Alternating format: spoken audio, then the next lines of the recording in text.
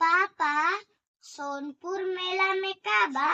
सोनपुर मेला में सुना, गजग्राह के कहानी अब पुरान हो गईल बा। गजग्राह के कहानी अब पुरान हो गईल बा। आ थिएटर से ही मेला के पहचान हो गईल बा। आ नखास चौक पर अब कुछ खास नहीं खे। नखास चौक पर अब कुछ खास नहीं खे। आ मेला में सुधार के कौनो आस नहीं खे। हाथी के नहाइल, हाथी के नहाइल अब कहाँ कोई देख रहल बा।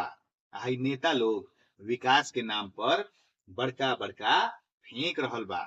सीटी या घिरनई अब कहाँ बिक रहल बा। सीटी या घिरनई अब कहाँ बिक रहल बा। मेला के अस्तित्व तो हर साल मिट रहल बा। हर साल मिट रहल बा। जलेबी आ हलवा पूरी अब लोग के घोटात नहीं खे। जलेबी या हलवा पूरी अब लोग के घोटात नहीं खे। पिज्जा बर्गर तो सगरो मिल रहल बा। पिज्जा आ बर्गर तो सगरो मिल रहल बा।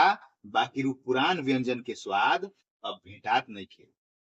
उ पुरान व्यंजन के स्वाद अब भेटात नहीं खे। आ घोड़ा बैल आ गाय बाजार में, घोड़ा बैल आ गाय बाजार में भीड़ कहाँ बचल बा।